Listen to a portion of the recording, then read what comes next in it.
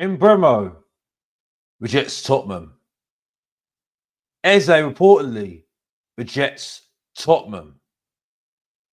And even if Tottenham Hotspur have just won the Europa League, they're Europa League champions, it's still the same thing. Same Tottenham, different day. Let's get straight into it. Ladies and gentlemen, boys and girls, it's your boy Mr. Box Office from Mr. Box Office TV, back with another show for you today. And on the show today, we're going to speak about Tottenham Hotspur seem to be doing the same things that's happened every single time, getting rejected. So we're going to speak about that with a few players in the last few hours saying they're not coming to Tottenham. News coming out that we have been rejected by a few players that we've been really keen on and attacking options. Also on the show today, we're going to speak about other transfer news and other transfer rumours as well. And the fact as well that there's news that Daniel Levy and Tottenham Hotspur have got no money. So we'll discuss about that, and has caused a lot of uproar in the Tottenham Hotspur fan base. So welcome to the show today. Welcome to everyone, one and all. And I hope you had a good Friday evening and looking forward to the weekend. I know as much that this period, being a Tottenham fan, you could say that it could have been the best time of your life. But also you could say it's been the worst. It's being a Tottenham fan, being Spursy. That's a title that people don't like to say. And because you've got the highs of winning a trophy of the Europa League, but then you have the lows of what's happening with the league and being 17th with 38 points. And now we've got a new captain of the ship, Thomas Frank, that divides opinion and divides me as well, because, whether he's a coach or not, he still has to prove himself. It's still showing that there's still the same elements of Tottenham Hotspur being Tottenham Hotspur. Same Tottenham, different day. Nothing's really changed and nothing's really moving on forward. But what people say is early in the transfer window, so we don't know. So, be up to everybody who's watching and who's watching around the world. And thank you for watching. Thank you for taking part and taking your time to watch the show. You really are appreciated. But we really need to get into it. Really do need to get into it, because time is upon us. And like transfers, they're quick rumors, and they all disappear. So let's get straight into it. So like I say to everybody in the chat, if they do have a question, just put a question in the question box and to make yourselves known. But as we go on, we need to go on and speak about the big news today, that Bryan Mbeumo wants to join Manchester United. This is according to David Ornstein. Now, with this, you can't really be surprised. I think a lot of people, with the whole glory of winning Europa League against the team that have signed two major signings in Cunha and probably now in Mbeumo, if they do agree a fee with Brentford, it does look like that regardless of what we did in Europa League, Tottenham Hotspur still are judged on their league position. Now, with all the positives of that and the things that we've got in terms of Champions League, you can see the struggles of trying to persuade players to come to Tottenham. And this kind of highlights with Mbeumo. Mbeumo kind of has made his decision. He kind of already had made his own decision on what he wanted to do in terms of bringing in to go to Manchester United. He's already had talks with them, and with only the rumours, and now you can see what's come out. David Ornstein has said that he wants to go to Manchester United, and the key thing is here now Tottenham Hotspur admitted that they've not even made an offer for him.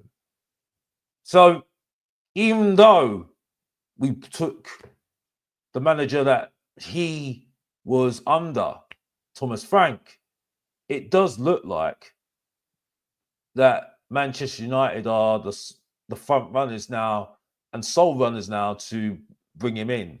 And now that's kind of really caused a lot of stir in the fan base, as well as everybody knows.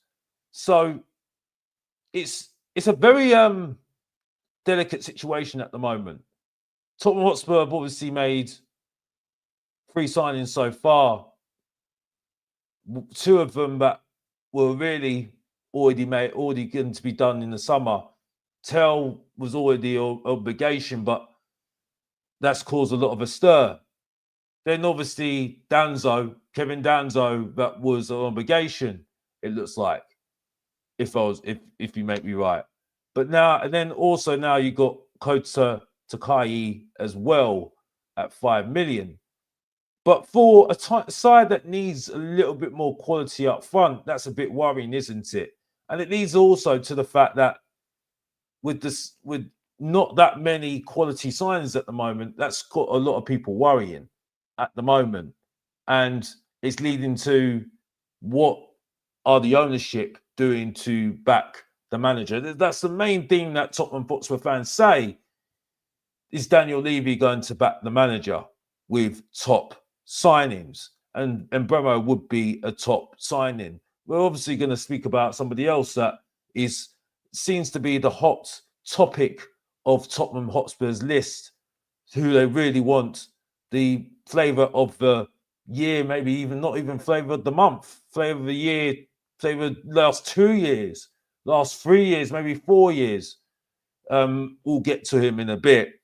So just giving that little teaser. But to back onto Mbeumo, I think the main thing for me is with the Mbeumo deal, Man United were always going to steal the march. Man United have already had we've always had the upper hand on Tottenham because of the heritage of what they've done before in their history. And with the expectations of Manchester United as well, Ruben Amorim made two bones about it. Even if they did win Europa League, it still would have not been a great season for him. So he knew. And so I think, and I'm not going to take credit for it, I think one person that I know very, very well that I've streamed with before on shows, Dan the Hotspur Hood, he said that even if Man United do not win that Europa League, it won't affect them. They'll always be having that upper hand because they still got that heritage. They've still got that history of being able to attract top players. So I think this is a great example with bringing in Cunha, bringing in possibly now Mbeumo, depending on whether they can agree a fee. That this highlights a lot about whether that he could come, that they've still got that pull and they'll find a way. Now, remember that saying find a way. That's something that we're going to speak about towards the end of the show. Keep that in mind, why I said that. But when you look at what Tottenham have done, you can see there's a very, very different correlation. Now, with the correlation of what we're doing at the moment, and especially with Johan Lang as our director of football, you can see that they're more focused on more stat related, data related signings. And that's why you're seeing the signings that are coming towards us. They're done very, very quickly and very, very quietly in the background. And you've noticed it with the likes of Kevin Danzo. You've noticed it with the likes of Timo Werner before last year when he got him on loan. This is something I think you're seeing a lot of. But when you see with Manchester United at the moment, they're doing their deals very, very quickly. You saw that with Liverpool as well. And Chelsea are on the march as well. So it does come down to possibly the pool and also the fact that, the expectations of the football club as well. Tottenham Hotspur have never really had that pressure of really doing that. Yeah, they've got the pressure of being a top six club, and that should be an expectation for a club like Tottenham. But Manchester United, Chelsea are expected to be in that big running for the top six. They have to be in that top six. So they're regarded as the top six. And if they're not in that top six, it's a failure for them. And you can see it with the players that they have and the reactions to their seasons previously. You saw Cole Palmer after the Europa Conference League. It was quite evident that he said that even though we got top four, they got top four and a Conference League, you saw him saying that, no, it's not good enough for a club like Chelsea. You saw it with Manchester United, Roman Amorim was reiterating it all the time. But obviously with our previous manager that I don't really want to mention, but Ange Postecoglou, he made excuses for it. And I think now we're starting to see how it's affecting us massively. Because players like Mbeumo would make a difference in the squad that needs to be competing. I'm sorry, Tottenham fans, to burst their bubble, and I know people will say, "Oh, great, but we've still got Johnson who scores goals." Sorry to break it to you, he doesn't do anything else but score goals, and if he doesn't do anything, he's completely utterly useless. And that might have been the reason why we let in so many goals as well, because he was completely utterly useless as a defensively as well. So this is the levels we're talking about here. And let's be honest here. I know I heard somebody on the show saying, "Well, you want to get rid of Johnson, but he scores goals. Why are you being so hypocritical?" Yeah, I wanted to see him to score goals, but on the wing, I want him to take on his man as well. That's the whole point, and that's what Mbeumo would do: take on his man. You know what I mean? That's what I want. I want the full package. I don't just want him doing one thing. And that's why I'm saying the system made him look good. He made him look very, very good. Let's be honest here. People had to go at Solanke. Had a go at Solanke. And yes, Solanke didn't do well. No, he didn't. But he made Johnson look good, though. Having to hold up the ball for him. And not that he was doing that much of a hold up for the ball. He still was doing his best, and that was it for me. But big up to Lisa, by the way. Big up to Lisa, by the way. Good evening to you. And big up to Tot Spur, by the way. Big up to you all. Big up to you. Hope you're doing well. But, like I said, it's, I think lots of people say it, and Lisa says it as well. She contributes even more to the show and says something more. Big up to her again. Says Johnson plays as a striker, a lot for Wales. Do you think under Frank's system he might actually play him there at times?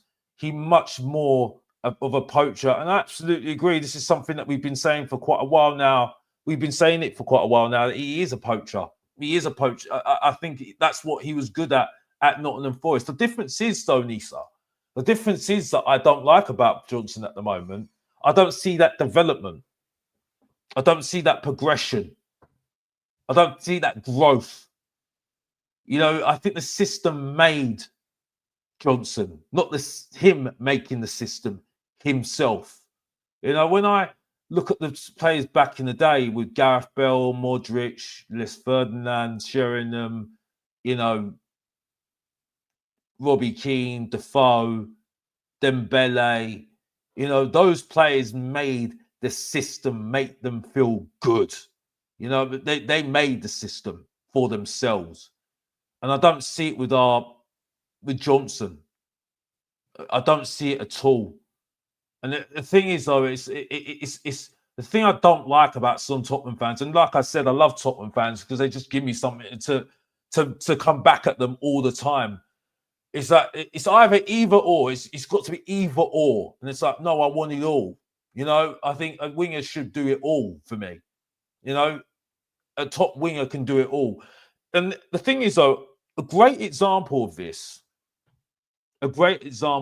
Now, this is why we need Mbeumo. I think Mbeumo would have been a good person to do that. And I think it's quite unlikely he was going to come to Tottenham because he had his mind set on Manchester United. Manchester United got in straight away, and they decided to, and he's made his mind up. Now, maybe that may be because of wages. I don't know. I don't know what it is, but it's kind of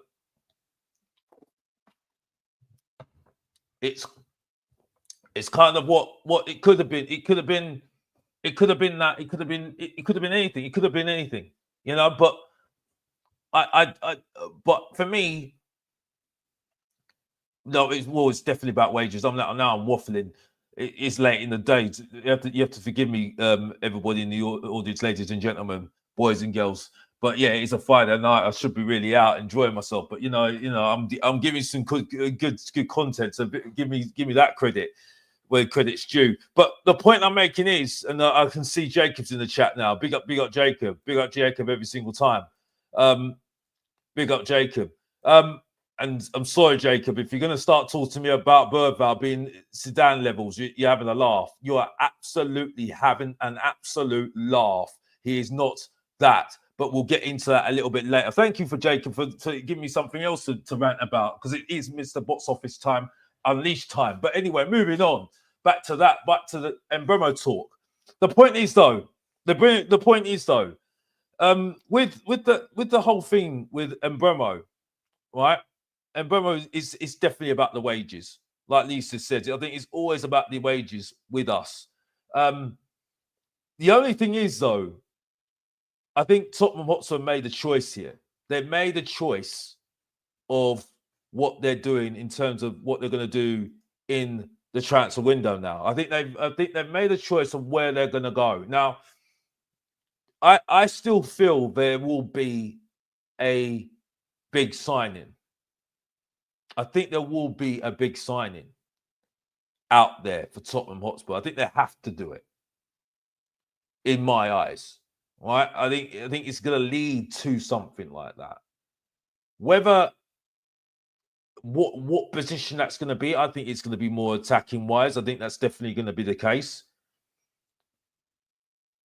But it's just whether that where that's going to be at the moment. I think it will definitely be attacking wise, but I don't know whether Tottenham Hotspur are what sort of striker this is going to be. It's dependent on what Frank and the team want.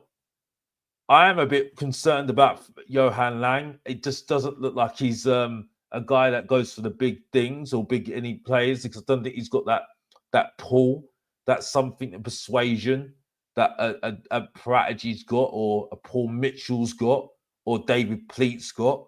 So I don't know if it's going to be anybody that anybody's going to recognise, because you can see from the signings that we've made so far, it's not really been breathtaking or any sorts. Like, you see something that you've seen and you think, oh, wow, I was just seeing my wife just go past me. But yeah, no, not like that anyway. But yeah, the point is anyway,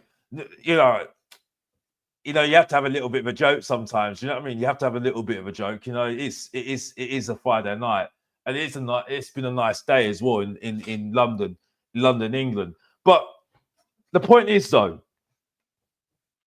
I just feel that us missing targets is not it's not doing us any favors, and I think it leads to, because I didn't really think I was going to get onto this guy very quickly, but the guy that's on everyone's lips, everybody's been talking about him.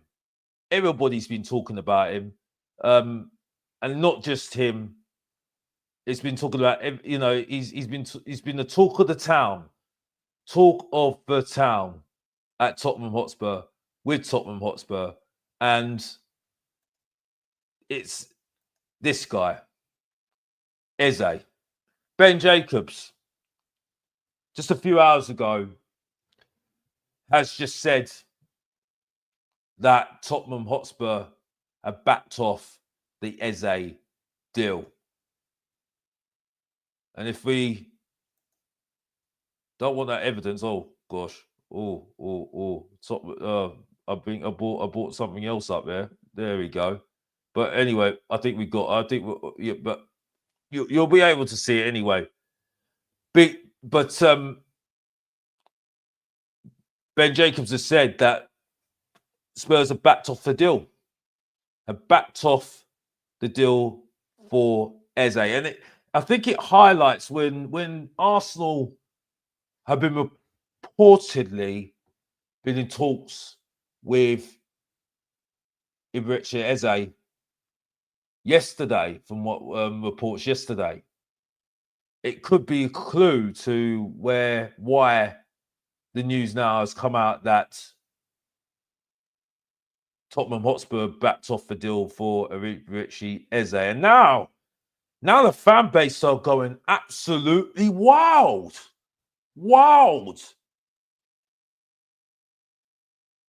It's turbulent. It's turbulence now, and that turbulence is going to one man and one man only, and you know who that is. Daniel Levy. I've seen all the rants. It's like I've heard all the rants from people saying, and people say that Mr. Box Office's rants a lot. Oh, he's terrible. He shouts. He does this. Well, I've heard all the rants right now about Daniel Levy. All right, so do they look angry? My gosh. By the way, just on the side note, yeah. And yeah, this is a dig at Shaw, by the way, who has Levy Nomitz on his show. I mean, honestly, if people have a guy with the Box Office's name, but they're taking seriously Levy Nomitz, you're having a laugh. Seriously, don't be hypocrites now. You know what I mean? People put names on themselves. They have their little stick. So people having a go at the Box Office name, you're sad. You know what I mean? So you celebrate someone like Levy Nomitz, because Levy Nomitz gives you something, because you need an expert on Levy. Only Tottenham fans do this. This is so sad. Honestly. I don't know where else this is going with this. You know what I mean? Levy Nomitz. Where are we going with this now? I'm just waiting for a name for Romero, someone to call themselves Romero in some sorts. You know what I mean? And then I'm going to have a Romero expert, or not a financial expert.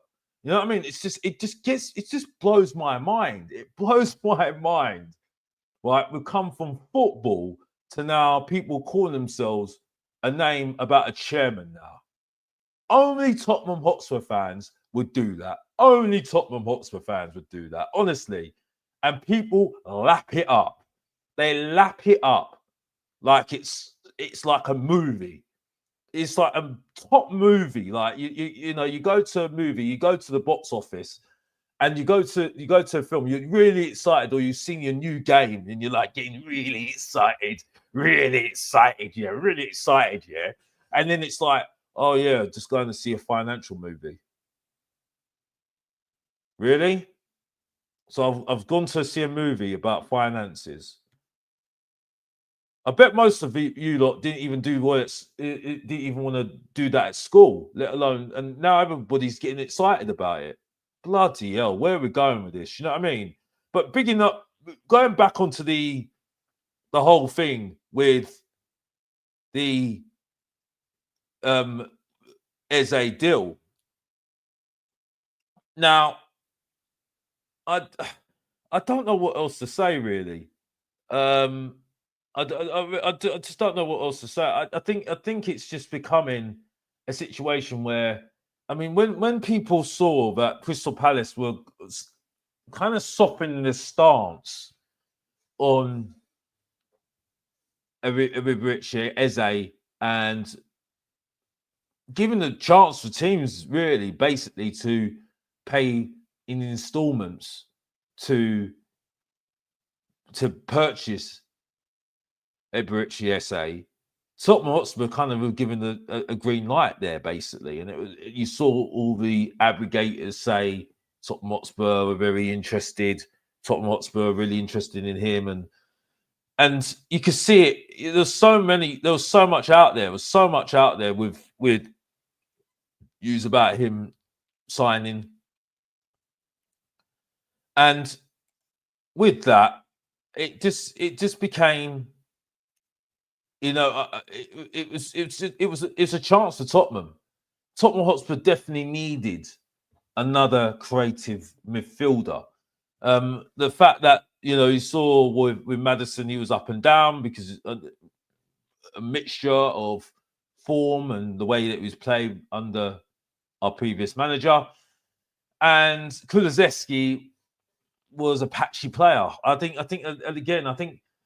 it sums up some of our players. And like I said, I think I'll be very kind, if I'm really honest with you, that I don't think anyone bar a few players, and maybe I'm saying what some similar players as people are saying, but I don't really feel there's any players that I would say, you know what, I need to keep him at the moment. I mean, that's the thing, and I think Eze would have really added to the squad. Now, I don't think Eze is enough. No, I don't. I'm not going to be a hypocrite. No, I don't think it's enough. But with the squad, it definitely improves it. It definitely challenges the team. It definitely challenges someone like a Kulusevski. It challenges someone like a Maddison. It might also bring a partnership, develop a partnership with one of those players, and partnerships in attack is so important. You saw that partnership with Eze and Elise at Crystal Palace. You saw that, and you saw how that developed. You see the relationship with the and it's just completely escaped me right now. It's completely escaped me right now. I'm just going to get the Crystal Palace squad up. But big up to everybody in the chat. Big up to everybody in the chat. Big up to Jacob. Big up to Lisa. Just going through your comments, but big up to you. Big up to San Antonio Hotspur. Big up to you. Love that picture. Love that picture.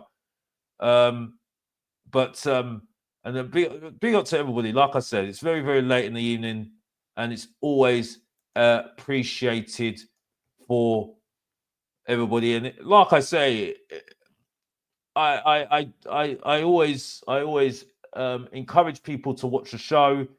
And if you don't agree with me, yeah, tell me why. Make yourself known in the chat. Make yourselves known, because this is why I do this show on my own. I'm here. I'm here, ready. I'm ready. I'm ready to hear what you want to say. I'm here to hear what you want to say. And this is why we do the show. This is why we do the show. Like I say, I'm trying to do it more regular, definitely. More videos as well. But I live in London, so bringing the phone out in London is not the most easiest thing in the world. I've got to be honest. But anybody could say that right now. Not saying that it's not a bad place in London, definitely not. But for anybody that does live in, London, but that anyway. Moving back onto that because I don't want to cause any fuss there. But the point is, anyway, yeah, Mateta, his partnership with Mateta was really, really good. He was really, really good, and got them a lot of goals. Got them a lot of goals. Crystal Palace, and he's a guy that has impressed me this season. I've got to be honest. He struggled at the beginning. He did struggle at the beginning, I've got to say, but Crystal Palace did struggle at the beginning. But to credit, like I said, Glasner, he found a way. He found a way. Again, I'm saying that again. Again, keep note why I'm saying this. He found a way. He found a way to get Crystal Palace over the line. And they finished strong in the Premier League. When Tottenham Hotspur, as we all know, finished really weak in the league. So his development has really grown. I think it's now him getting to that next level now. Now, where he goes to do that next level, if he does go to Arsenal, he challenges the likes of a Saka, who, for me, is a good player, very good player. But I think it's got to a point now where let me look at Saka. I think that's a good one. That's a good one. Because I think Saka, I've got a lot to say about Saka. Because I think Saka's done a lot. He's been doing a lot. He's been playing. He's been out there for quite a while as an Arsenal player. So it gets to a point where he's got to get to that next level now. So how many seasons has Saka been playing for? Playing for Arsenal. So he is age-wise. Let me see now. It's an interesting one. Let me share this as well. I'm trying to get this in there right now and see that right now. Let me see now. Let me just get that right now. Right. So the point I'm making is, right, because I know people will say, "Oh, why are you looking at Arsenal? Why are you looking at Arsenal?" Well, he's 23 years old. That's an interesting one. Right, that's very interesting. Then they've got Martinelli as well, Arsenal. So I don't know how that will fit in, but Eze, let me see Eze. This is an interesting one. Let me have a look. Eze. Eberici Eze. Let me see this one. And Eze's 26. 26 years old. And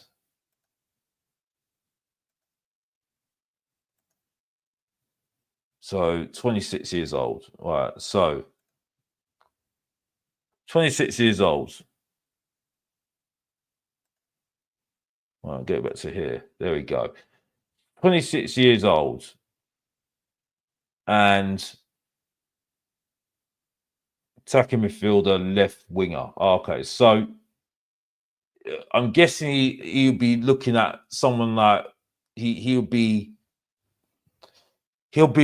fighting it out with like a Martinelli, possibly a Trossard down that side. So he'll be fighting it out if for sake he's going to Arsenal, possibly.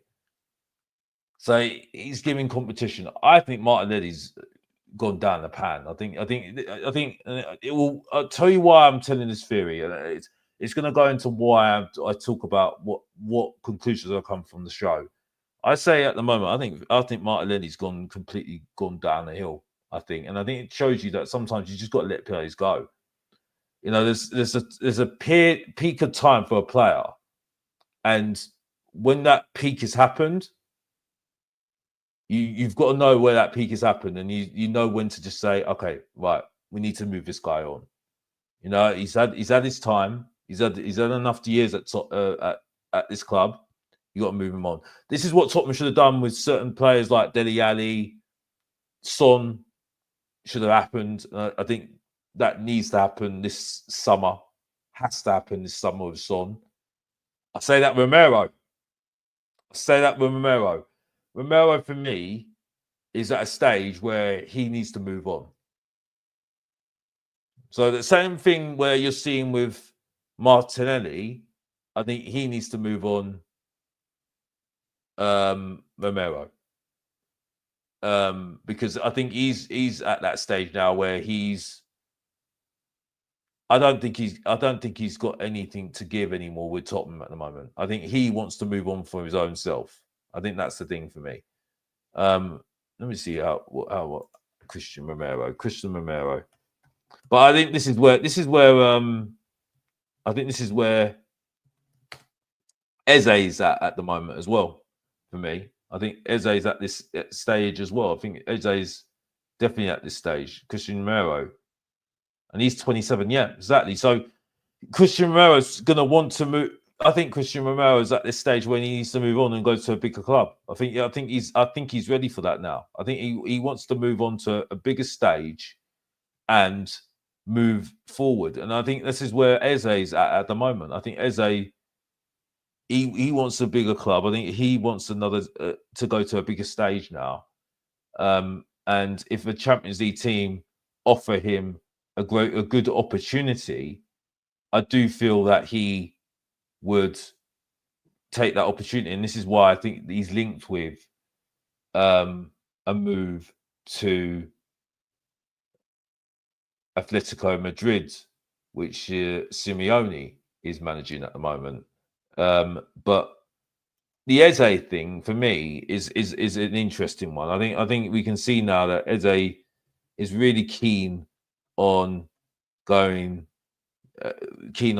on. Like Guehi is looking to move on because of his contract. He's not looking to stay at Crystal Palace, and that looks like now he might be heading towards going to Liverpool. You now look at he's gone through a lot in his career. I do feel he's grown as more a ruthless player. I think I do feel that when you look at a player like Elise, I still will stick by what I say. I think Elise is more ruthless. He's very very more very he's I can't remember what the player is, but he's just got that more. He just don't care. He don't care, and I think that's why he's got that swag, and I think he's just got that thing about being swag. I don't know that with Eze. I think Eze's got that little nicety about him. Still, he works very hard. I'll give him that. But I think I always saw him who's got a little bit more swag about him. And Elise, and I think that's why he ended up going to Bayern Munich. Bayern Munich like that sort of player, I think that's where you saw what you saw with Sane. Sane before he left Man City, he had that swag about him, and that really got him in good stead to being successful, because you do need that swag. You got to have that sort of mindset of like, well, I'm better than you, mate. I'm just better than you. That attitude. And I think that's what people need. I mean, I think people are so fussed about being likable, and in life, it's just not like that. not everyone's likable. You know, I mean, you know, I know there's plenty of things in life, and you know, I see it in daily. You know, well, Alex sees it daily. You know, sees it's a few reasons why there are losers in life and losers. You know, sometimes you get, you know, you can get your lucky break. You know, doing the right thing. But some people just want to do shortcuts and just be, you know, they've got that swag about them. You know, they don't, you know, if something goes wrong, they've got that calm thing and saying, well, I don't care. I believe in you. I believe. And that, I see that in certain players like your Elise's, yeah, your Salahs, you know, that's what you see. I don't see that in Eze. Eze is just a really good, nice guy, and I think he's shown that ruthless side of him. Yes, but I just don't see it. You know, I think people kind of don't want that sort of player now. But I think the reality is that those are the sort of players that can get you through a game. You know, those are the sort of players that will be the difference maker. You know, I think there's too many managers I think say that they don't want that sort of player because you know they don't want to ruin the apple cart in the squad. But sometimes when you get that sort of player, I mean, Romero's one of those sort of players. He's got that nasty side of him. You know, that swag. You know, that swag that when he's got it, he's got it. You know, it's one of those things. It's just one of those things that he has got. He's just got one of those things. And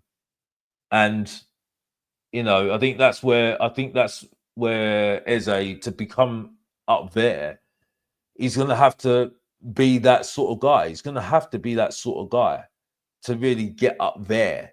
Get up there. You know, so you know, I think there's many in time and many things that many players in the past that had that swag, that swagger, you know, that you know, when they were playing for your team, you absolutely love them. And Eric Cantona had it in abundance. Berbatov had it in abundance for Tottenham. Sheringham had abundance for Tottenham. You know, top players. You know, Defoe had that swag. You know, Gareth Bell had that swag. Top players always had that swag. You know, Stan Collymore back in the day, not a likable person, but you know, he had the swag. You know, and you know, top managers back in the past, like your Harry Redknapp's, and at least it leads me to also talk about this guy that I got laughed at because you know I got laughed at with this guy, but you know I do feel that you know because Tottenham Hotspur are in a position right now where they might have to take a risk. They might have to take a risk with certain player that is in the wilderness at the moment, like a Rashford, for instance, and like this guy. And I think you know who I'm talking about. I got laughed at on George's stream, and big up to George, by the way. Please like and subscribe to his channel. You know, big up to Lisa, by the way. She just added another comment about Martinelli. I heard there's a club in for Martinelli, but I can't remember which one. Yeah, I mean, yeah, I do feel that if they do sign Mbeumo and Eze, I think that spells the end for Martinelli. I think it's just run its course. I think certain players just run their course, and I think especially now with what is going on at the moment, I think players are getting even more younger. Again, this is just hinting why I'm talking about this because I'll get into why I'm talking about this later. I do feel that players are getting younger now in terms of their peak now. I don't think it's just their peak at 27. I think you have to be at your peak and be at a club at 27 now. I think, you know, if you're not really doing well at 27 or 26 or 25, you look too old. And you're seeing that with certain players like Sterling's, now this guy as well, which I want to bring up as well. And his name used to play at Aston Villa, was a hot property after Aston Villa. He's kind of lost his way since he went to Man City. And it's this guy, Grealish, a Maverick. You know, Mavericks have gone out of fashion, completely gone out of fashion. Another one's that's gone out of fashion, and Sancho, completely. I think they're both in no man's land, and I think Tottenham Hotspur have got to make a decision. They have to make a decision on what they're going to do at the moment, because, you know, with that, I think they're going to have to make a decision on what they're going to do in the summer. They've got two choices here, well, three choices. They either keep on this strategy of doing young players, and we'll get into that a little bit later on. They either do the route of, oh, now I've lost my train of thought now. Young players, yeah, that's fine. They either try and take a risk with certain players like your Grealishes, your Sanchos, or such for players that are available because the top club don't want them, but they, you know, you could use, you know, bring them in, see if you can get the best out of them, right? See if they got any motivation to do that at all, or you could. I can't remember the third thing. You have to forgive me on that one. But yeah, that's the main thing. I think that's what you got. That's what you could do. You know, I do feel that I think we're going for the latter. I think you can go for the latter. I think we're going for the latter. I've got to be honest. Which is obviously the earlier point, and I think it's just going for young players, and it's a financial thing. It's a financial thing, and I think it's a low risk, big rewards sort of strategy that Daniel Levy and Tottenham are going for, Enid are going for, and I think it's clear that we're going to be doing that. You know, I think we, you know, like I said, I think we will get one marquee signing, definitely. I thought it could. I mean, the direction it was going to look like it was going to be Eze. That was the talk. That was the thing that was on everyone's lips. That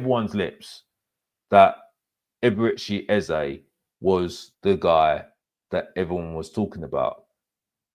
But it ends up now, I think this is where the strategy is now. Definitely strategy is going now, that Tottenham Hotspur are looking at other targets.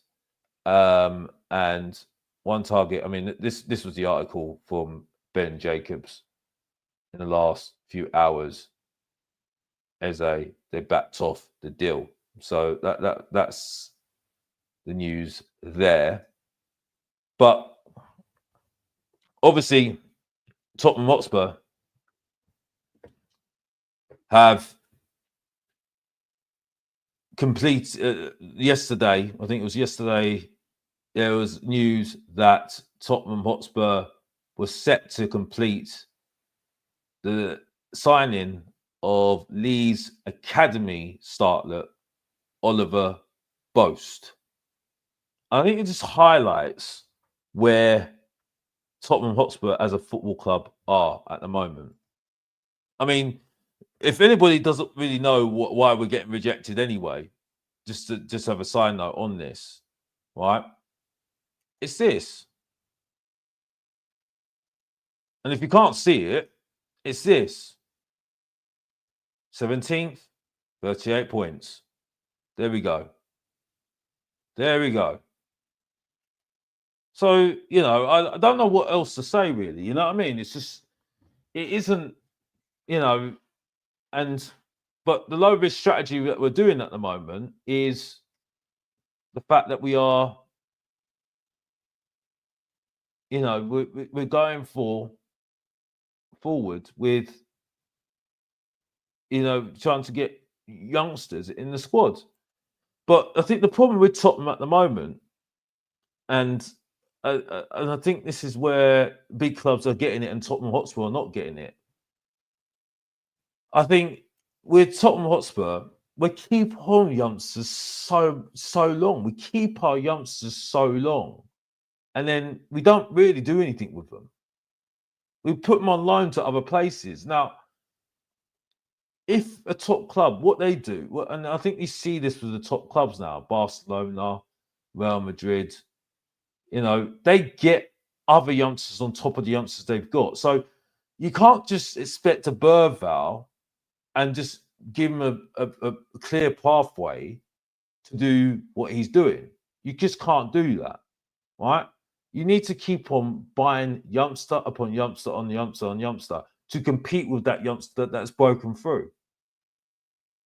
And you've got to keep on playing these youngsters.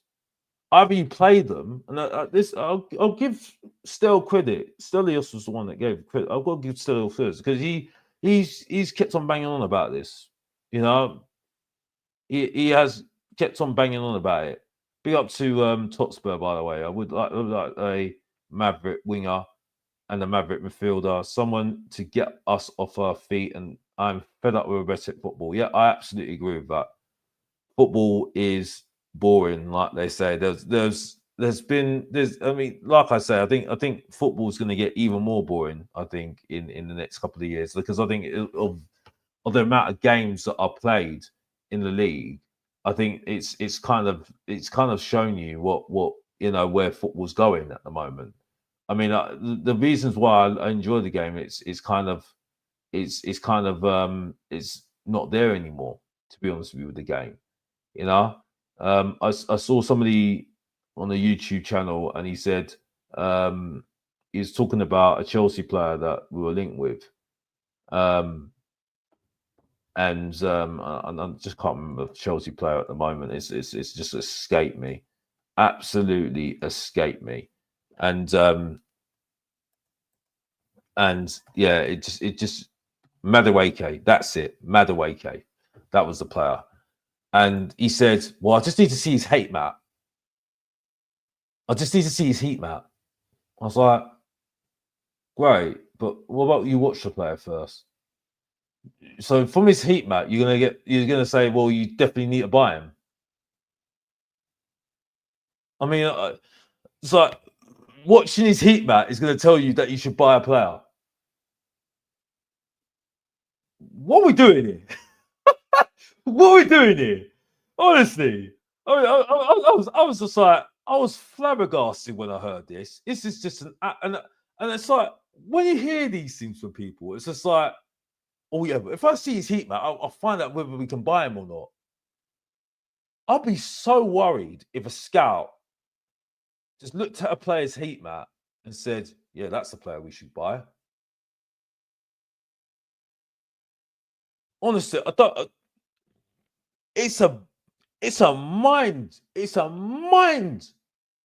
Honestly, what I hear on streams. Honestly, people say that I talk rubbish, but someone says, "Oh, I need to see his heat map." Has anybody seen his heat map? And that determines whether you want to buy a player or not. Right. Okay. Back onto the subject at hand. I mean, the fact is, I think with young players, I think Burval for me and Archie Gray for me need to be challenged. They need, and I think Totspur's making a really good point here. Right? He does need to learn. They do need to learn. They need to learn. They do need to learn. I think that I totally agree with you. They hopefully will learn with some coaching. Totspur. They hopefully will learn but who they're learning from? Yeah, who they're learning from. That has been a something. I'm hearing people saying Bentancur should stay. Why? Based on what? Based on what? Oh, because he was injured and he's got. Why? There are players out there are better than Bentancur. Anyway, maybe I shouldn't speak too early because then I thought there were better players than Højbjerg, but then look what happened. I want Højbjerg back in my midfield, which is sad. But it's Tottenham Hotspurs' job to challenge, to show me that there are better players out there. Yeah, thank you. Yeah, don't get used to it. No, don't use my saying. Come on now. That's only to me. But yeah, big up to you, Top Spurs. Big up to you. But the point is though, yeah, right. I don't understand why Tottenham, with youngsters, you need to buy more youngsters. The more youngsters you buy to challenge the youngsters that you got, that increases the competition. And then, really, at a certain age now, you only give them a certain age, and this is what leads to this article. And I love this. I love this. You know what I mean? This is what I love, right? Listen, he does waffle in his videos, but I do love him. I do love him as a journalist. He's a proper journalist. He is a proper journalist. It's our friend, Alistair Gold. It's our friend, Alistair Gold. Now, it's just a snippet of the article, and I think it's a good article to get into. Now, I just need to get into that. Let me just do that here. There we go. And there we go. Here we go. Big up to everybody in the chat. Big up to everybody who's watching. What are your thoughts so far on the topics that we discussed so far? And yeah, I know people say that I'm very, very calm during these streams, these shows, but I'm on my own mostly, so I'm just really chatting. But yeah, this is an article part of an article from Alistair Gold, right? And he was quoted in saying about Dane Scarlett and some of the youngsters in it, quote by quote, saying it's a make or break season. I think he's on a point here, to be honest with you. I think he's making a very good point because, to be honest with you, I think it was make or break a long time ago with him. Because I think a lot of youngsters, and I know people say, oh, they're young, but unfortunately, it's just a dog-eat-dog world. It's just a dog-eat-dog world at the end of the day. I saw something on Sky Sports today. It was a agent. I can't remember the agent who he's with, but the player now is at Burnley right now. And he was talking about when he got let go by academy, when let go by the academy. I think it was Arsenal. I think it was at the time, and he had to learn, and it hurt him. It hurt him, but he found another avenue in football and being a football agent, and now he's inspiring other players to help other players out that have gone through the same thing that he's gone through. So it can make you stronger going through that heartache. I mean, everyone's gone through it in their time of life. They have gone through it, and unfortunately, it's just the way of life. You do get rejected in life. Unfortunately, it's just the way it is. I mean, we can't just be soft and softly about it. I mean, it's just is what it is in life. It's a harsh world. When you're in a big business like it is football, it's a very harsh world. It's a very harsh world.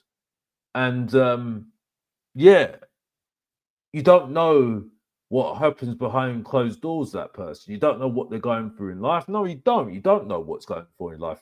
But why should I know what's going on? That's why it's called private life. That's why it's called private life, because people are entitled to a private life. And so it's not for me to get into that part. But unfortunately, when you're in a industry like a football or for any industry, top industry, there is going to be rejection.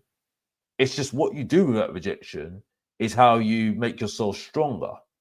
You know, it's just the dog eat dog world. That's the way it is, you know, and I think it's highlighted in terms of what Alistair Gold is saying. That's the thing at the moment. And one of the quotes that he says here, as I say here, is that it seems crazy to say for a 21-year-old, but this feels like make or break season for Dane Scarlett in terms of what comes next for him at Tottenham Hotspur. The striker has been the next big thing at Spurs for years now and has heralded by a string of managers without quite igniting either for the club or out on loan. He adds, within Tottenham people rave about Scarlett's finishing, and his hold-up play has improved. That's an interesting one, isn't it? People said he's got bigger. He has got bigger. He's got he's got a bit more bulkier, and he's doing a lot more in terms of you can see he's got a little bit stronger. I mean, when he was younger, you can see that he was very small, timid. You know, you can see that he's a young player, but now you can see he's growing a little bit more. And so we carry on, and his hold-up play has improved, and the light for him among the players when he finally netted the first goal was there for all to see, and it was. You could see it. You could see the relief in him. He was very happy, and it's a massive moment for a young player, a massive moment for a young player to get that feeling of scoring a goal. Just get that feeling of doing that. It's one of those things. It's just one of those things, isn't it? Really. So the need for homegrown forwards kept around the club is likely to see either him or Will Lanchier stick around for the first half of the season, and whichever path Scarlett takes after Frank's decision, he needs to grab his opportunity. And I absolutely agree with this. Absolutely agree with this, because unfortunately, you can't. I think unfortunately there is a small window for young players now. There is the small window for young players now, and they either hit it or they don't. And unfortunately, this is the way it is. Man United and you got Man City's, your Chelsea's. They're ruthless. They are ruthless. I mean, how many Chelsea youngsters are there out there now? Because they're churning one out every single time. Conor Gallagher, who Chelsea decided to let go of, is like a distant memory now. Is a completely distant memory now, because they're looking at it thinking, well, we've got the next one on the conveyor belt. Arsenal let go of youngsters like it's a standard.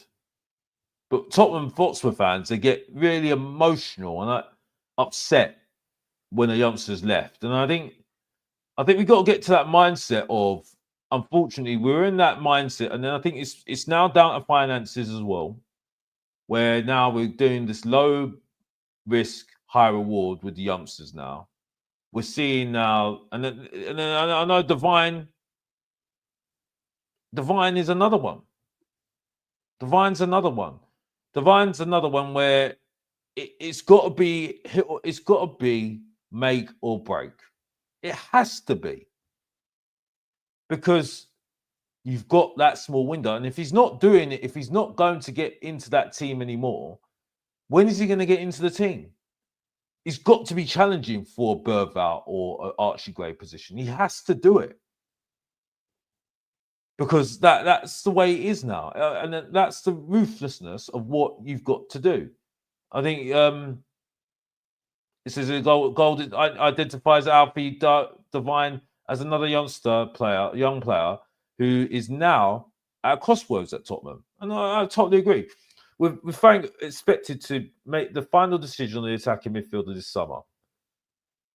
Interestingly, the journalist revealed one factor could work in the 20-year-old's favour, which Frank's right-hand man, Justin Cochrane, who is going to be a very interesting development with that at all, because we all know now that Thomas Frank, has got all his coaching staff, and we know that Justin Cochrane is very highly rated. Now, we all know if you saw the news today, that the manager, Brentford have just appointed Keith Andrews as their, I think their manager. I don't know the title. I think it's manager or head coach. I think it's definitely a manager, I think. So, but we all know the rumours that they did want Justin Cochrane as their next manager.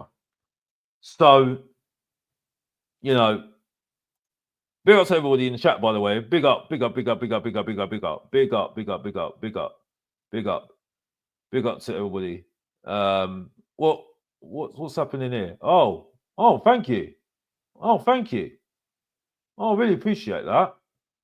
Really appreciate that. Oh, thank you for the raid. Thank you for the raid. Yeah, thank you for the raid, fan zone. Big up to you, everybody. Big up to everybody. Big up to everybody. If you like what you're seeing, please like and subscribe. Big up to you. Big up to you. Big up to you. Yeah, big up to Duo Diaries. Big up to you. Big up to fan zone. Big up to you. But yeah, big up to everybody in the chat. Big up to Michael. Big up to you. Big up to you. Yeah, please like and subscribe if you like what you're seeing right now. How long would Kane have lasted at Spurs if he didn't do it when he had to? Same for Scarlett last year. Yeah, this is the point I made, Hotspur. How long would he have had? I don't think he would have had a lot of time at all. I think the thing is, though, with Harry Kane would have definitely left, because I think at the time we had Soldado at the time. I think it was, and we had Soldado and Adebayor. And really, let's be honest here, he only kept around. He only kept around because Sherwood wanted to keep him. Tim Sherwood wanted to keep him. That was it. Let's be honest here. Simple. So, he developed himself, and let's be honest, it was a good. He made himself known in the team as well. And he worked with Pochettino and his coaching staff. I have to say this as well, because there was kind of Pochettino as a manager, I think, and he had his coaching staff around him that were very well known for making players better in that sense. So I think it's one of those things. I do think Harry Kane became better because what he did. I mean, big up to everybody in the chat. Big up to everybody. I really, really do appreciate the raid. Really do appreciate the raid, fan zone. Big up to you. Big up to you. Really do appreciate it. Please like and subscribe if you like what's going on right now. Big up to you all. On the way to 2,000 subscribers as well. So welcome to everybody in the chat. If you've got questions in there, whether you agree with me or not, in the chat, love to hear from you, and that's it. But we're just speaking about Eze. Yeah, I know. Jules was talking about. I saw the news about Eze. I'm not surprised. I've got to be honest with you. I'm not surprised at all. But I don't think everybody's got to be surprised either, to be honest with you, with the whole news of Eze, because it's the way we do deals. And I think that who's doing the deals, and I'm not just talking about Daniel Levy, I'm talking about Johan Lang. The way that we do deals, I think he's always going to go somewhere else if a top team is going to go for him, like Arsenal, for instance. and it looks like that might be the case with the news that we've got so far. So it is what it is. It is what it is. I don't know why I'm very calm about this whole situation. Like I said, I'm more exacerbated with people that are Tottenham fans that are chatting absolute rubbish. Which again, I won't have that problem this season because I'm not that fussed this season about going on streams. Like everyone knows, it's just going to be more on this show. But yeah, I mean, it isn't a big surprise. It's not a big surprise about Eze looking to go to Arsenal possibly, and that's why you're seeing the news right now from Ben Jacobs. But back onto Harry Kane, the question about Harry Kane from Hotspur.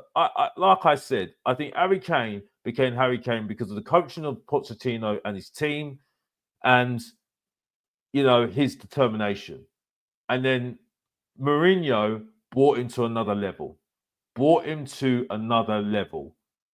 made him a creator and a goal scorer, and then brought that partnership of Son and Kane together. Now, and that the rest is history.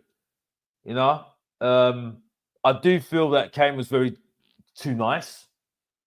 And he didn't have that ruthless streak, and I still see that at Bayern Munich. I do still see that at Bayern Munich. With a Lewandowski, I think he'll be ruthless. Ronaldo, ruthless. Bell, ruthless. Messi, ruthless. They will have a ruthless streak in them. Big up to my boy. Big up to my boy George. Listen, me and him don't agree, right? But he invites me on his channel. That's why I love him, right? He's even better. It's even better I don't agree with him. But he always invites me on his channel. Big up to him. And big up to Fanzone. Big up to Fanzone TV. Big up to them for the redirect. Like I said, it wasn't unexpected, but big up to you. Thank you for this redirect. And thank you, George, for sticking up for backing me there, mate. Really, really appreciate that, mate. But Kane shows me a bit more. And the thing is, though, when you see Romero, for instance, he's got that ruthless streak in him, and you can see why he's won trophies. I mean, he's not a likable guy. No, he's not. But you see that with Kane, and I think that's why we've struggled so much, because so much nice play. We've got too many nice players at our club. And I mean, now you're seeing people saying, well, we need to keep this player because, they won a trophy now. And it's like, yeah, I've got this soft spot for them. And no. It's the same thing with the youngsters at the moment. You need to be ruthless. Big up to the March show, Cookie. But big up to you. Big up to Shelf LFC. Big up to you. Big up to you, Sinister. Big up to you, One. Big up to you. Big up to you, Michael. Big up to you. No, there's a lot of people in the show. Big up to you. Yeah, big up to you, everybody. Like I said, if you got any questions in the chat, even if you don't agree with me, just let me know. Just put in the chat. Big up to Hyper Tagadis. Yeah, big up to you. But if you've got any questions in the chat, just put it in the chat. Put a Q in the Q box, and then make the attention of myself, and then I can answer it. Or I'll just keep on talking. Because we've got still a few items on the show to talk about today. Even though, I do need to end the show soon, because your boy has got a big day tomorrow. Not big day, but it's a sunny day outside. Do I really want to be talking about Spurs on a sunny day? Not really. You know what I mean? I want to celebrate. I want to enjoy my life. You know what I mean? But but yeah, I do feel that we need to be ruthless with our. We need to be ruthless with our youngsters. We need to be ruthless. So You know, and it's the same with these players. We've got to be ruthless. You know, Kulusevski, if you can get a good offer for him, get rid of him. You know, he's had how many years at Tottenham now? You know what I mean? It's like if you've got no money, Tottenham, but you've got to be creative. You got to be creative. You know, Newcastle were able to be creative last season, and look what happened. They won the Carabao Cup, League Cup, and got into Champions League. And look how successful they were last season. Yeah, we won the Europa League last season. Yeah, but you've got to be ruthless. You need players to compete and challenge. And unfortunately, for our youngsters like Alderbear, Tell, you know, Burval, Archie Gray, all these youngsters we've got, they need to be challenged. Udoji needs to be challenged. They need to be challenged. Poro needs to be challenged with other youngsters. They need to be challenged. And they need to be played as well. This is exactly what needs to happen. You know, because this is what happens at top clubs. Chelsea are doing it. You know, Man United are doing it. You know, they don't just wait around and wait for this player to just, you know, there was rumours that the midfielder for Manchester United, now it's just escaped me now. Maybe because it's so late and I just can't remember it right now at the top of my head. But, you know, Manchester United were selling one of their youngsters that did really well last season. Manu, that was it. And Man United fans were going absolutely uproar. Absolutely uproar. And I said, no, why are you selling a youngster when you're not using him right? But, you know, at the end of the day, when you look at it, I mean, they're looking to sell Garnacho. And Garnacho is not a bad player. I actually would take him at Tottenham. If you could get a motivated Garnacho with a different environment, you could get the best out of him, definitely. But you know, and this is the thing: this is where we're at as a Tottenham fan base. I mean, I saw a rumor about Harvey Elliott. Now, I'm being honest with you, and I might get a lot of people have a go at me. Might get a lot of people have a go at me, but I have to say, I'm not excited about Harvey Elliott. I've got to be honest. I've got to see it. Listen, he's got a lot of potential. Cool. But I can't get excited about Harvey Elliott. I just can't. I think he needs a lot of developing. It's like Semenyo. Semenyo, he excites me, but needs a lot of development. Needs a lot of development. I think there's still things there that needs to like get him up there, pop him up there. You know, and that's for me. I think that's really for me. I think he needs to improve on that. You know, improve on that. And I think there's a lot. This is the thing. I think Tottenham Hotspur have got a really big, massive decision to make on this. You know, and I think it shows you what's happening with what's happened so far. Why the youngsters are becoming more important than some of the experienced players that have got this more. They've got the you know, they've got the experience, they've got the know-how, and maybe they need to just need to change. Just need to change. And it's going on to that subject of what I need to speak about, if I can find it. One thing I will say though, on the subject of youngsters, because obviously we've got a club trained issue still at Tottenham. I think this guy is definitely coming to Tottenham. Now I know he's coming. He's on a free. I think this guy is definitely coming. Walker Peters. I definitely think he's coming. And I've got to be honest. If he's going to sit on the bench as a backup, I'm not airing it. I'm not here for that. I'm definitely not here for that. I've got to be honest. I don't know whether I don't know whether anybody else in the chat is feeling like that, but I just don't feel like it at all. I'm just feeling. I'm not feeling it at all. I've got to be honest. And you know, I know where the problem's going to be. I don't think we'll get that many injuries. I think Frank might be a little bit more cleverer than Ange. I've got to be honest. I just think he's going to be more cleverer than that. I want to see that for half this current squad on the bench or replaced, some actually quality. Yeah, I don't think that's going to happen though, Totspur. I don't think that's going to happen. Like I said, I think the theory for me is I think they're going to get more youngsters in. I mean, it just shows you here. This just shows you here. I mean, I would love. I mean, I don't think it's. I think that just shows you here. I think for me, and I think this is going to cause a lot of a stir here. I wouldn't be surprised if we get this guy.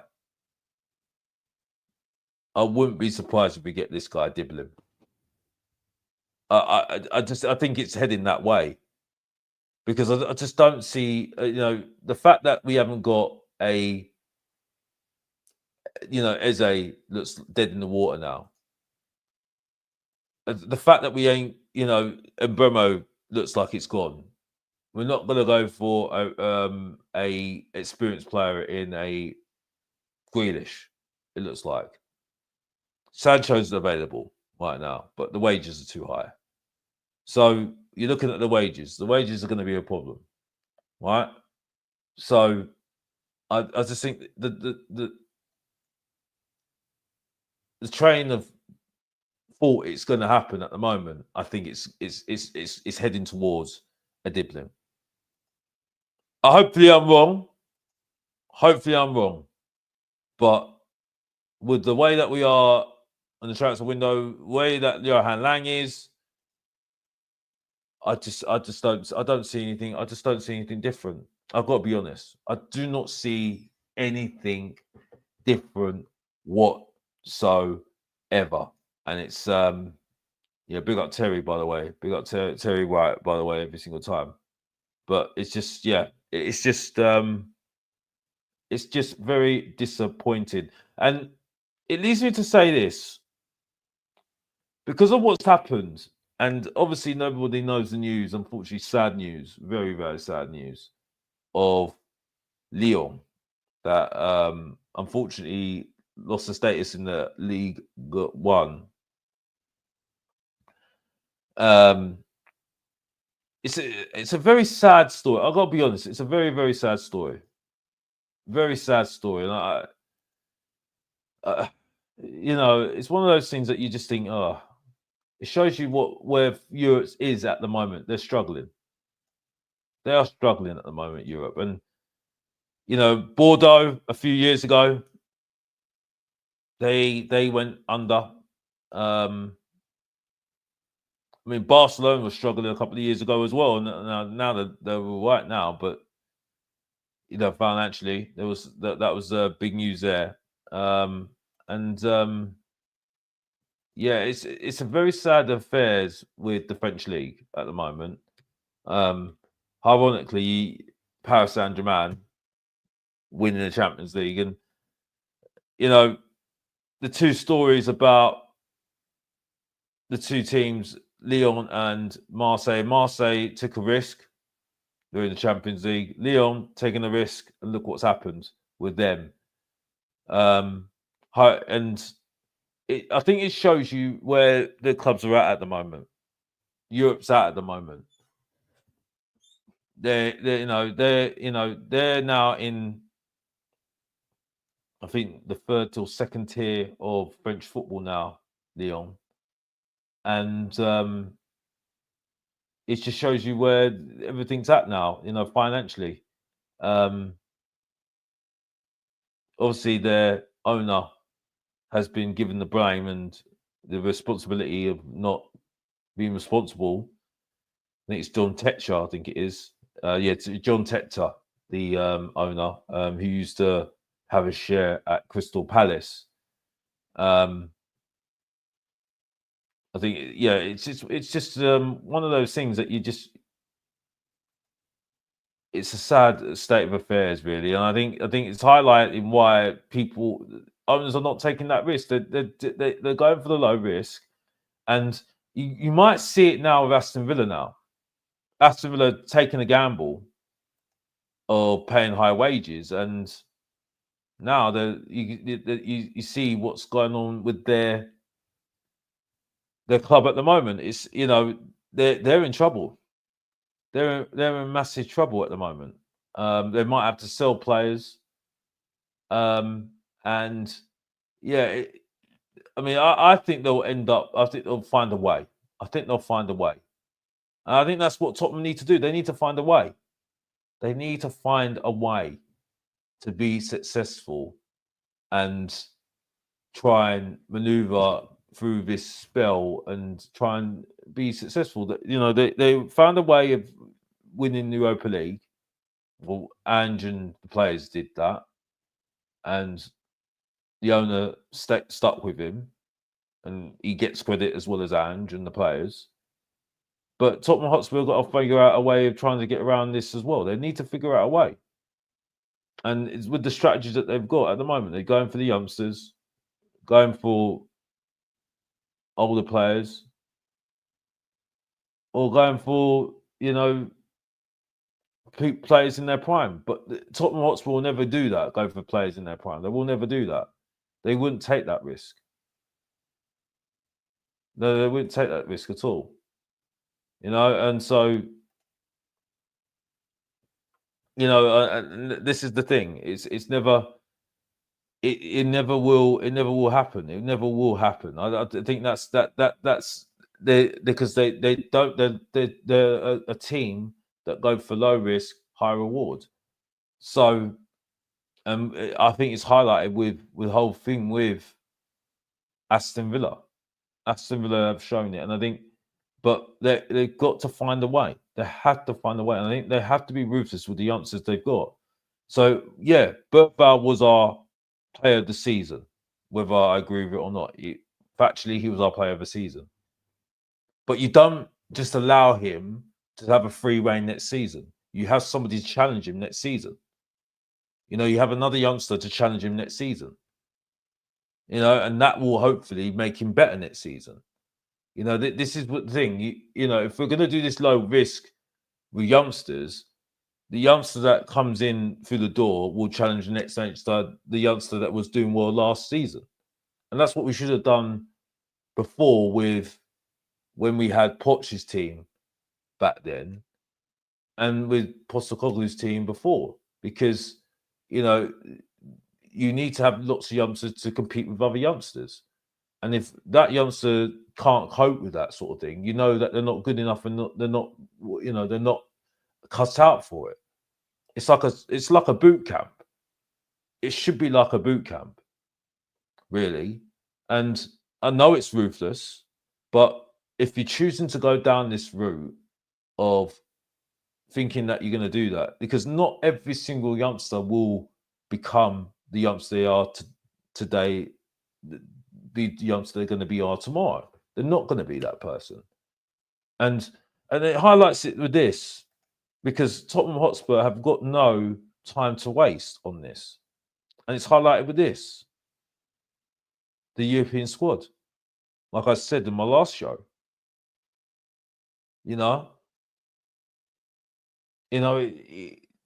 Tottenham Hotspur, with the Champions League now, they had the same problem last season with European League, and you saw Spence being cut out the squad.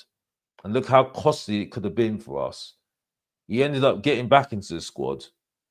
And, I think Spurs just, I thank him for his contribution. I really do appreciate it. Elite sport is ruthless throughout. And I think that's absolutely spot on what he's just said there. Absolutely spot on what he has just said there. You know,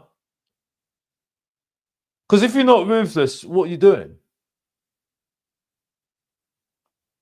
You know, I see finance people chatting to me, saying, chatting, saying, "Oh, you know, fine, this is logical. This is logical."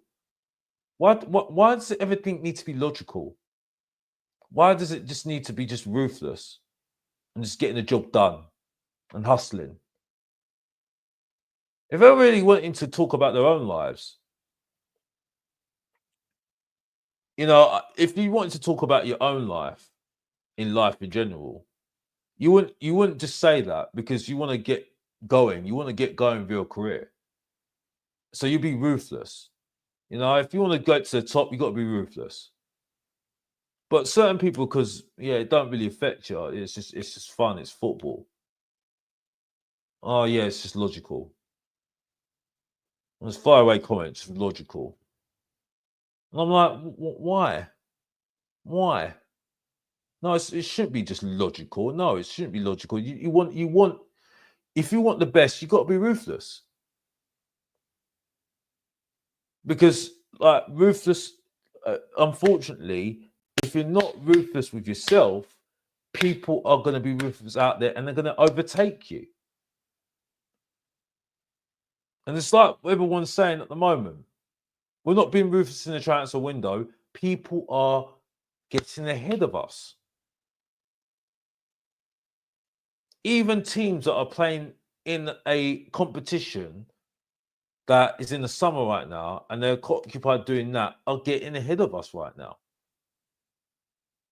Chelsea are making moves. Arsenal are making moves.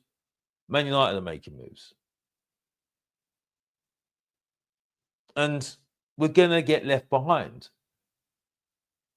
And so, listen, I don't think it's going to be, I think we will make the signing. I think it's going to be one of those ones that are going to come out the blue. But we've got to be ruthless. And I think this is where we've got to decide what we're going to be, what we're going to be like, and if we're not like that, regardless whether this might be a hit or, a season where Frank has got a free hit or whatever you want to call it, the fan base will be divided regardless, because there will always, Daniel Levy will get banned for sure. And there will be people that will be against Thomas Frank as well if this does not work out. And you can't have a go at people because they still can for their previous manager. They don't, no. But I think what certain people like me and Dan the Hotspur Hood, Saba, certain people I've streamed before with, we won the trophy, fantastic, great. Celebrate it, great time doing it. But what's next? What is next for this football club? And like I said, like Dan has said, and it's a perfect same for Tottenham, same Tottenham, different day. Because nothing's changed. Nothing's changed. So it shows you a lot. When you look at the Brighton squad, for instance, back in 2022, you'll see youngsters and you'll see like Ferguson.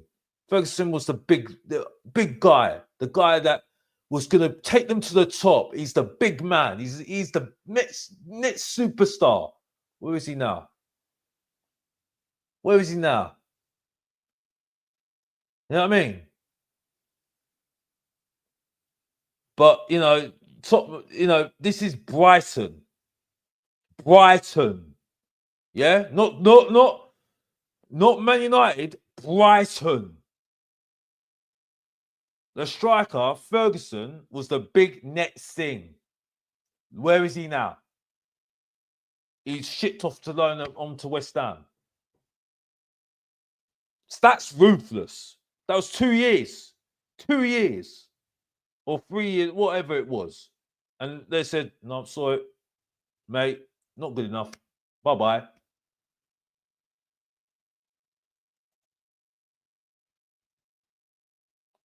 That's ruthless. That is ruthless. And that's all I've got to say. Big up Scott M, by the way, in the chat. Big up to you. Big up to you. But this is the thing I say. This is the thing I am. This is the way it is. This is the way it is all the time. This is, and it is what it is. It is what it is. One thing I will say for sure, this guy would have not had taken this. He would not accepted this. He would not accepted this whatsoever. Right? I'm not a fan of his, no. No way. But he would have not accepted it whatsoever. Fabio Paratici. One thing I will say, right, and this is another one as well. I think Tottenham Hotspur should be going for this guy as well. It's a risk again. It's a risk again, kudos. It's a very big risk, a massive risk. No, it is. It is. And I'll admit it right now, it is. But what, there was links to him from The Guardian earlier this week. And really, if you can get him in a new environment, I would say this guy could be a good guy. Good guy to have. Good guy to a good guy that a good guy. Now, yeah, he's a maverick. Whoopie do. Yeah. Newsflash, he's a maverick. But if Frank can get the best out of him, motivate him, get a team around him, that could be benefit to Tottenham in the Champions League as well. Again, a risk. A risk, yeah, because he's got that value. It is a big risk, yes, it is. But would you rather have somebody that's got the experience rather than a youngster? And this is again, and it goes back to what I did from the last show. Dilemmas for Tottenham. Dilemma whether they're going to go for players just to fit their quota of the squad. They can fit the limitation, the rules and regulations of Champions League, or to make the squad better. Now, do anybody in the chat agree with me or disagree with me? I mean, this is where I need to. This is exactly what I'm talking about here. You know what I mean? This is what I'm talking about. Choices. Tottenham got choices. Tottenham have got choices to make. Choices to make, and those choices will determine whether the fan base will be very much against that, against Thomas Frank, or believe in them. Now, I will say this, and this is something that I might have to end on because it is getting very, very late. And thank you to everybody who's watching. Please like and subscribe to the show. Like I say, I do appreciate the redirect by Fan Zone. Big up to them. Big up to everybody. And big up to, and I hopefully see you soon on another show soon. But for me, right. Well, I'm trying to recollect my thoughts at the moment because, as it's late, the mind's just getting very tired at the moment. Very, very tired. And conclusion was in the head, and now it's just completely escaped me. It's just absolutely terrible from the main event. Terrible from the main event. I mean, yeah, at the moment, like I said, Tottenham Hotspur have got choices to make at the moment. And they need to make it very quickly at the moment. They've got a squad that is too bloated. We've got a manager that's saying that he wants to keep certain players, but don't need to be kept. You got a manager that you got a squad that needs to be trimmed massively. You got players that are undecided if they want to stay or not. So they've got to make a decision very, very quickly in a season where it's going to be either successful, okay, or disaster. And that could be disaster for Thomas Frank. Because you know this fan base. You know exactly what this fan base is going to be like. And listen, I'm not going to have a go at it because, like I said, I've not really backed any managers. This is the first manager I've been calm about. And calm is only going to get what you're going to get from Mr. Box office because I can't get excited because I haven't seen what I need to be excited about. The only thing I can be calm, even more calm about is that he looks like a coach. So I'll give him that. I'll give him that definitely all day long. But I need to see a manager that I think we need to make a decision and make it quick. Be decisive and be ruthless. That's the only way forward for me. It will be a very up and down season, a bumpy ride. Brace yourselves, put your seatbelts strapped in, because we're going to be for a bumpy ride on this season coming through. And I think this summer's going to be a bumpy ride as well. I think, like I say, there is going to be a domino effect. Absolutely. Get used to the fact that we're going to have youngsters, because as you've seen, Barcelona are doing it, Real Madrid are doing it. They've got the experienced players, but you see that the young players are coming through as well, and they're getting the youngsters in as well. You're seeing it mostly in Europe, but they're finding cheap buys as well. And the main thing is that they're going for it. They're absolutely going for it. And I think that's where the direction of travel is. That's the way the direction of travel is for teams at the moment. You saw with PSG, with Enrique, who won the Champions League, do a top player for Paris Saint-Germain, who had a very big influence on them winning the Champions League. We were linked with him as well. You see what the quality is now. Yamal. I think it's very early for him. I don't know if he's going to last the whole test of time before he gets older and experienced. I don't know. But the youngsters are becoming stars very, very early. Very, very early. And that's why it's very competitive now to get these wonder kids. And it is about the wonder kids now. Regardless of what you think, it is about the wonder kids now. And this is where we're heading. And we've got to be ruthless with it, because that's the only way we move forward, especially with a coach like Thomas Frank. So that I'll end it there. If I have any more else to say in the chat, and I'll get a cheeky Spurs Talks show who wants his 5 minutes of fame as well. Big up to you, Sean, in the chat. But big up to everybody in the chat. Big up to everybody who's watching all over the world. We were going to wrap up the show soon. I don't know. Hopefully, we'll be back soon. I'll be back soon with another show for you, talking Tottenham, especially if there's any news. But, as you kind of got an idea, I like talking about stories, and putting my own spin on it, and that's what it's all about. That's what it's all about. And I'm not going to be the ITKs, no, I won't. But I will be a guy that will give you what's my takes on it, uninterrupted as well.